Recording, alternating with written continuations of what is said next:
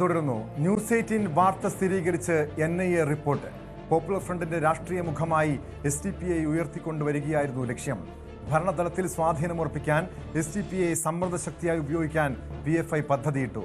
സേനാവിഭാഗങ്ങളുടെ നീക്കങ്ങൾ നിരീക്ഷിക്കാൻ PFI അനുഭാവികളെ സേനാവിഭാഗങ്ങളിൽ ഉൾപ്പെടുത്താൻ പദ്ധതി തയ്യാറാക്കിയെന്നും NIA കോടതിയിൽ സമർപ്പിച്ച റിപ്പോർട്ടിൽ പരാമർശമുണ്ട്. വിവരങ്ങളുമായി ഡാൻ കുര്യൻ ചേരുന്നു. ഡാൻ തന്നെ ഇതുമായി ബന്ധപ്പെട്ട വാർത്തകൾ നേരത്തെ പുറത്തുവിട്ടതാണ്. കാരണം പോപ്പുലർ ഫ്രണ്ടിന്റെ രാഷ്ട്രീയ മുഖമായി SDPI ഉയർത്തിക്കൊണ്ടുവരുന്നു എന്ന നീക്കങ്ങൾ മാത്രമല്ല, നമ്മുടെ സേനയിലടക്കം ഈ പറയുന്ന തീവ്ര മനോഭാവമുള്ള തീവ്ര ചിന്താഗതിയുള്ള യുവാക്കളെ കയറ്റി അവരുടെ നീക്കങ്ങൾ നിരീക്ഷിച്ച് ഇവിടെ അസ്വസ്ഥത സൃഷ്ടിക്കുക, മറ്റ് ഒരു സാമൂഹ്യ സ്പർദ്ധ സൃഷ്ടിക്കുക, അതോടൊപ്പം ഈ സേനാ വിഭാഗങ്ങളുടെ നീക്കങ്ങൾ നിരീക്ഷിക്കുക, അങ്ങനെ പല പദ്ധതികളും പോപ്പുലർ ഫ്രണ്ട് ലക്ഷ്യമിട്ടതാണ്. എന്താണ് NIA കോടതി സമർപ്പിച്ച റിപ്പോർട്ടിൻ്റെ ഉള്ളടക്കം? പാലക്കാട് ശ്രീനിവാസൻ വധക്കേസിലെ പ്രതികൾക്ക് ആരോപണ വിധേയരായിട്ടുള്ള പ്രതികൾ പോപ്പുലർ ഫ്രണ്ടിൻ്റെ പ്രമുഖ നേതാക്കളായിരുന്നു. അവർക്ക് ജാമ്യം നൽകരുതെന്ന് ആവശ്യപ്പെട്ടുകൊണ്ട് NIA കൊച്ചി കോടതിയിൽ സമർപ്പിച്ച റിപ്പോർട്ടിലാണ് ഗുരുതരമായ പരാമർശങ്ങൾ ഉൾക്കൊണ്ടിരിക്കുന്നത്. അതിൽ എടുത്തു പറയുന്ന കാര്യം, പോപ്പുലർ ഫ്രണ്ടിൻ്റെ രാഷ്ട്രീയ മുഖമായി SDPIയെ മാറ്റുന്നതിന് വേണ്ടിയിട്ടുള്ള ഗൂഢമായ ഒരു പദ്ധതി പോപ്പുലർ ഫ്രണ്ട് തയ്യാറാക്കിയിരുന്നുവെന്നാണ്. അതിന് പ്രകാരം പ്രാദേശികമായ തെരഞ്ഞെടുപ്പുകളിൽ SDPI സ്ഥാനാർത്ഥികൾ മത്സരിക്കുന്നു, അങ്ങനെ ചില സ്ഥലങ്ങളിൽ വിജയം ഉറപ്പാക്കുന്നു. അങ്ങനെ പ്രമുഖ രാഷ്ട്രീയ കക്ഷികൾക്കിടയിൽ SDPI ഒരു സമ്മർദ്ദ ശക്തിയാണ് എന്ന പ്രചാരണം അഴിച്ചുവിടുന്നു. അങ്ങനെ അസംഘടിതരായ അല്ലെങ്കിൽ ചിതറി നിൽക്കുന്ന മുസ്ലിം സമൂഹത്തെ മുഴുവൻ ഒന്നിച്ച് ചേർത്ത് നിർത്തുന്ന ഒരു വലിയ കുടയായി SDPIയെ മാറ്റിക്കൊണ്ട് അവകാശ സംരക്ഷണങ്ങൾക്ക് വേണ്ടി പോരാടുന്ന ഒരു പ്രതീതി SDPIയിലൂടെ സാമൂഹ്യ രംഗങ്ങളിൽ നടത്തുക എന്നതായിരുന്നു അവരുടെ പ്രധാനപ്പെട്ട ലക്ഷ്യം. ഇത് ആത്യന്തികമായി ലക്ഷ്യം വെച്ചിരുന്നത് 2047 രാജ്യത്തിൻ്റെ ഭരണഘടനയെ തന്നെ തിരുത്തി എഴുതിക്കൊണ്ട് ഇന്ത്യയെ ഒരു ഇസ്ലാമിക രാഷ്ട്രമാക്കി മാറ്റുക എന്ന ഗൂഢലക്ഷ്യത്തോടെയായിരുന്നു SDPI ഉൾപ്പെടെയുള്ള സംഘടനകളെ പോപ്പുലർ ഫ്രണ്ട് രാഷ്ട്രീയമായി ഉപയോഗിച്ചിരുന്നത് എന്നാണ്. അതിന് എതിരായി നിൽക്കുന്ന ഏത് ശക്തികളെയും ഇല്ലാതാക്കുന്നതിന് വേണ്ടിയിട്ടാണ് ഈ ഹിറ്റ് ലിസ്റ്റ് ഉൾപ്പെടെ തയ്യാറാക്കിയത്. വിവിധ വ്യത്യസ്ത മത വിഭാഗങ്ങളുടെ തലവന്മാരെ ലക്ഷ്യം വെച്ചുകൊണ്ടായിരുന്നു ഈ ഹിറ്റ് ലിസ്റ്റ് തയ്യാറാക്കിയതെന്ന് ഈ റിപ്പോർട്ടിൽ എടുത്തു പറയുന്നുണ്ട്.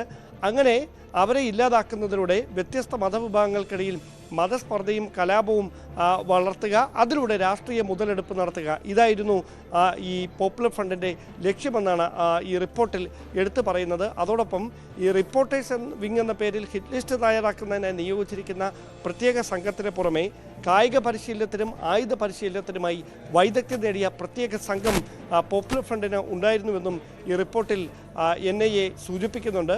അതോടൊപ്പമാണ് പ്രധാനപ്പെട്ട മറ്റൊരു കാര്യം ഈ റിപ്പോർട്ടിൽ എടുത്തു പറയുന്നത്. അതായത് ഇത്തരത്തിൽ ഈ സമ്മർദ്ദ ശക്തിയായി മാറുക എന്ന ഒരു ലക്ഷ്യത്തിലേക്ക് വിവിധ സേനാ വിഭാഗങ്ങളുടെ രഹസ്യ നീക്കങ്ങൾ കൃത്യമായി സൂക്ഷ്മമായി നിരീക്ഷിക്കുന്നതിനും അറിയുന്നതിനും അതനുസരിച്ച് തയ്യാറെടുപ്പുകൾ നടത്തുന്നതിനുമായി പോലീസ് ഉൾപ്പെടെയുള്ള സേനാ വിഭാഗങ്ങളിൽ പോപ്പുലർ ഫ്രണ്ട് അനുഭാവികളായ ഉദ്യോഗാർത്ഥികളെ പ്രത്യേക പരിശീലനം നൽകി ഈ സേനാ വിഭാഗങ്ങളുടെ ഭാഗമാക്കുന്നതിനുള്ള കോച്ചിങ് അടക്കം ഇവർക്ക് നൽകുന്നുണ്ടായിരുന്നുവെന്ന് ഈ റിപ്പോർട്ട് ചൂണ്ടിക്കാണിക്കുന്നുണ്ട്. അതോടൊപ്പമാണ് ജുഡീഷ്യറിയിലും സ്വാധീനം ഉറപ്പാക്കുന്നതിന് വേണ്ടിയിട്ടുള്ള നീക്കങ്ങൾ കൂടി പോപ്പുലർ ഫ്രണ്ട് ലക്ഷ്യം വെച്ചിരുന്നു. അതിനുവേണ്ടി SDPIയെ ഉപയോഗിച്ചിരുന്നു എന്നുകൂടി ദേശീയ അന്വേഷണ ഏജൻസി കൊച്ചിയിലെ കോടതിയിൽ സമർപ്പിച്ച റിപ്പോർട്ടിൽ വ്യക്തമാക്കുന്നത്. എന്തായാലും ഈ ജാമ്യം നിഷേധിച്ചുകൊണ്ട് കോടതി ഈ കാര്യങ്ങളിൽ വസ്തുതയുണ്ട് എന്ന്. എന്തായാലും ഈ പോപ്പുലർ ഫ്രണ്ട് നിരോധനത്തിന് ശേഷം ഇവരുടെ നീക്കങ്ങൾ പൂർണ്ണമായും തടയാൻ കഴിഞ്ഞിട്ടുണ്ടോ? ഈ അജണ്ടകൾ, അതായത് നമുക്കറിയാം ഈ NDF നിരോധനത്തിന് ശേഷം മറ്റ് പേരുകളിൽ ഈ തീവ്രവാദ ശക്തികൾ രംഗത്ത് വരുന്നു. ഈ പോപ്പുലർ ഫ്രണ്ട് നിരോധനത്തിന് ശേഷവും സമാനമായ രീതിയിലുള്ള നീക്കങ്ങൾ നേരത്തെ തന്നെ നമ്മൾ ഇന്നലെ തന്നെ ഇതുമായി ബന്ധപ്പെട്ട വാർത്ത വിശദമായി പരിശോധിച്ചതാണ്. ഇപ്പോഴും ഈ പോപ്പുലർ ഫ്രണ്ടിൻ്റെയൊക്കെ സ്ലീപ്പിംഗ് സെല്ല് കേരളത്തിൽ സജീവമായി പ്രവർത്തിക്കുന്നുണ്ടെന്ന് പറയുന്നുണ്ടല്ലോ. അങ്ങനെയെങ്കിൽ വീണ്ടും ജാഗരൂകതയോടെ തന്നെ ഇരിക്കേണ്ടതല്ലേ? NIA കൃത്യമായും ഇപ്പോഴും ആ ലിസ്റ്റിലുള്ള ആളുകളെ, ഈ തീവ്രവാദ ബന്ധമുള്ള ആളുകളെ നിരീക്ഷിക്കുന്നുണ്ടോ?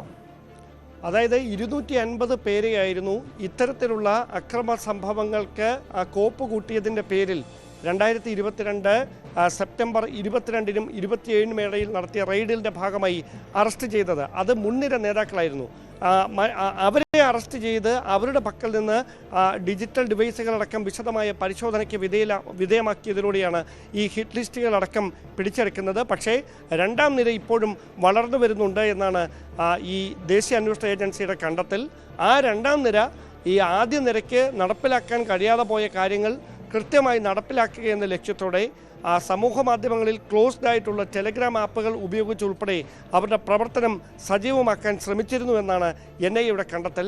അവരെ കണ്ടെത്തി അവർ ആ നടപടികളുടെ അല്ലെങ്കിൽ ആ പ്രവർത്തനങ്ങളുടെ ശൃംഖലയുടെ വേരറക്കുന്നതിന് വേണ്ടിയിട്ടുള്ള നീക്കങ്ങളുടെ ഭാഗമായിട്ടാണ് ഇവരുടെ സാമ്പത്തിക സ്രോതസ്സുകൾ മരവിപ്പിക്കുന്ന നീക്കത്തിലേക്ക് ഈ പരിശോധനകൾ ചെന്നെത്തിയിരിക്കുന്നതെന്നാണ് ദേശീയ അന്വേഷണ ഏജൻസി വ്യക്തമാക്കുന്നത്. അതായത് ഹവാല ഇടപാടുകളിലൂടെ ചാരിറ്റി പ്രവർത്തനങ്ങൾക്ക് എന്ന പേരിൽ സ്വരൂപിക്കുന്ന പണം നിയമവിരുദ്ധ പ്രവർത്തനങ്ങൾ നടത്തുന്നതിന് വേണ്ടി സംസ്ഥാനത്തേക്ക് ഒഴുകിയിരുന്നു എന്ന ഗുരുതരമായ കണ്ടെത്തലാണ് ഈ റിപ്പോർട്ടിൽ ഉള്ളത്.